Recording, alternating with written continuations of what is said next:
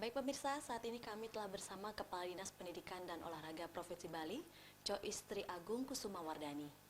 Baik Ibu, terkait dengan peralihan kewenangan sekolah SMA, SMK negeri di Bali dari kabupaten kota kepada provinsi. Sebenarnya apa yang menjadi latar belakang pengambilan kebijakan tersebut, Ibu?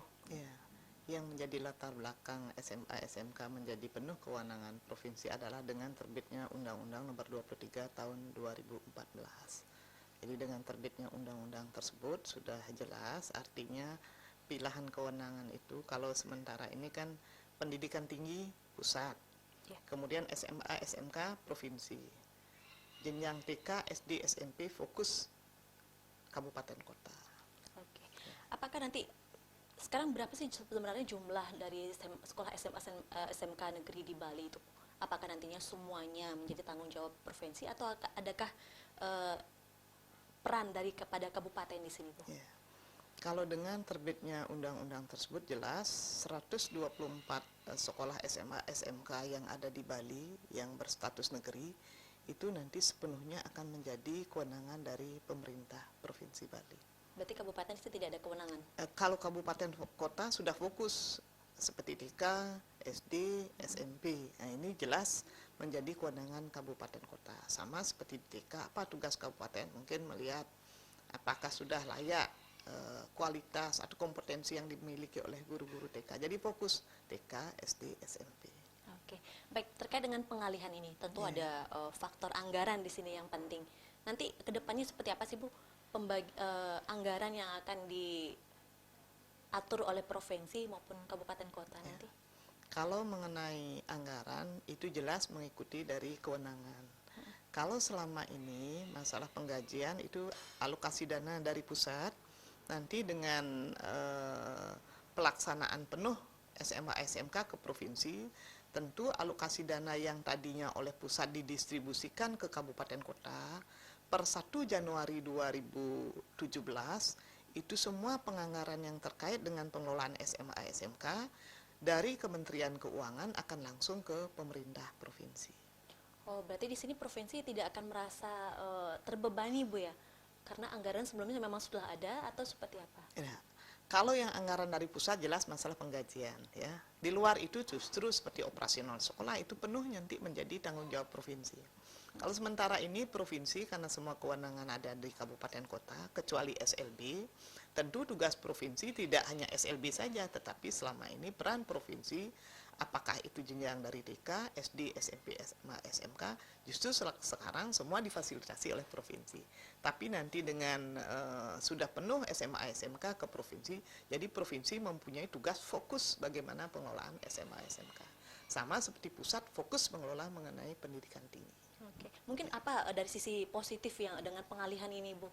Ya, kalau kita melihat perjalanan bagaimana penyelenggaraan pendidikan, kalau dulu jelas SMA, SMK termasuk SMP itu penuh menjadi kewenangan pusat. SD penuh menjadi kewenangan provinsi. Tapi begitu dengan diterbitkannya Undang-Undang Nomor 22 tahun 1999 di sini kewenangan semua diberikan kepada kabupaten kota. Kalau dulu kabupaten kota tidak mengelola penyelenggaraan pendidikan, satuan pendidikan. Karena apa? Karena SD-nya di provinsi, SMP, SMA, SMK di pusat. Nah, sekarang jelas jadi TK, SD, SMP kabupaten kota, SMA, SMK fokus tugas penuh provinsi ditambah SLB, kemudian pendidikan tinggi pusat. Oke, berarti nanti prosesnya akan lebih terarah seperti itu. Fokus kita mengerjakan ya. Artinya ada persaingan yang diharapkan oleh pemerintah pusat. Tentu dengan terbitnya Undang-Undang 23 tahun 2014 ini kan tidak ujuk-ujuk. Jadi sudah mulai berbagai macam kajian sehingga nanti diharapkan pengelolaan pendidikan ada persaingan secara sehat bagaimana mengelola lembaga pendidikan supaya benar-benar bisa meningkatkan kualitas pendidikan kita. Baik. Nanti setelah sekolah-sekolah tersebut beralih ke provinsi, apakah nanti ada suatu perubahan nama? Mengingatkan sudah beralih wewenang seperti itu, Bu? Ya. Kalau mengenai perubahan nama, kita kan masih dalam proses verifikasi. Karena sesuai dengan surat yang kami terima dari Kementerian Dalam Negeri, di mana di sana diamanatkan bahwa proses verifikasi atas keseluruhan data personal, kemudian sarana prasarana, termasuk dokumen, ini sepenuhnya diminta kepada pemerintah provinsi seluruh Indonesia paling lambat 31 Maret 2016 itu sudah harus selesai. Proses verifikasi. Kemudian proses penyerahan dari kabupaten kota ke provinsi itu paling lambat 2 Oktober 2016 sudah selesai, sehingga per 1 Januari 2017 itu diharapkan semua SMA SMK sudah penuh di provinsi. Seperti itu, jadi tetap saja Bu ya. Nih, Bu, Niki kan ada karena wewenang sudah beralih ke provinsi, baik prasarana-prasarana, tunjangan dan lain sebagainya beralih. Itu ada suatu kekhawatiran daripada guru-guru tenaga pendidik bahwa nantinya kesejahteraan mereka akan sedikit berkurang. Pak, apa memang seperti itu atau seperti apa, Bu? Kalau dilihat dari kesejahteraan guru itu kan tidak berdiri sendiri ya. Mereka artinya kalau seperti sekarang penuh di provinsi, artinya yang tadinya tidak dapat menjadi dapat, atau yang tadinya dapatnya sedikit, kita tidak melihat seperti itu. Karena ini sudah merupakan komitmen dari pemerintah pusat, bagaimana kebersamaan guru yang memang kita harapkan ada kesetaraan di seluruh wilayah di Provinsi Bali. Kemungkinan nanti kalau guru-guru yang memang bertugas di daerah-daerah yang memang tantangannya cukup berat, ya mungkin pemerintah provinsi harus berpikir memberikan penghargaan dalam bentuk apa. Ya. Berarti di sini nanti akan ada nilai plus bagi guru yang lebih mengabdi di pelosok seperti itu, Bu ya? Kita berharap ada keberadilan. Ya. Oke, berarti semua guru diperhatikan seperti itu. Ya. Baik, Bu, nanti seperti apa nih tata laksananya di kabupaten kota dalam sosialisasi kah atau seperti apa, atau peraturan daerah yang mengatur soal pengalihan ini? Kalau melihat dari apa yang sudah kami laksanakan di provinsi, yang pertama jelas dari pemerintah provinsi, Bapak Gubernur sudah bersurat kepada Bupati Wali Kota, selama proses verifikasi ini tidak ada mutasi guru, ya, tidak ada mutasi guru. Kemudian yang kedua, setelah APBD perubahan ini, kami sudah mulai membentuk tim yang memang terkait dengan proses verifikasi ini, karena bagaimanapun proses verifikasi ini tidak pekerjaan mudah, karena untuk mengukur aset-aset yang memang apalagi provinsi kan sudah WTP.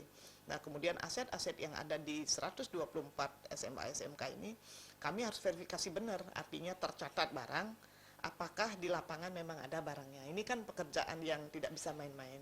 Jadi memang perlu keseriusan bagaimana proses alih pengelolaan ini benar-benar bisa berjalan dengan baik dan tentunya tidak ada masalah di kemudian hari. Oke, baik. Ibu, satu lagi. Terkait dengan ini kan sekolah negeri dan sekolah negeri yang akan dialihkan. Bagaimana kondisinya dengan sekolah SMA SMK swasta? Kalau mengenai pengalihan ini jelas kalau SMA SMK penuh menjadi tugas provinsi untuk melakukan pembinaan. Ya, penuh tugas. Kalau seperti umpamanya apa yang berjalan dengan sekolah swasta, kami kan sudah ada SLB negeri, SLB swasta, sama. Program kita hanya guru di negeri digaji oleh pemerintah, sementara guru di swasta mungkin oleh yayasan, mungkin ada guru negeri yang ditempatkan di sana, itu diberikan oleh pemerintah.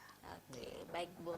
Baik pemirsa, demikian tadi bincang-bincang kami bersama Kepala Dinas Pendidikan dan Olahraga Provinsi Bali, Coistri Agung Kusuma Wardani. Semoga apa yang kami berikan tadi memberikan manfaat dan penjelasan kepada kita semua. Dan saat ini kita akan kembali ke studio.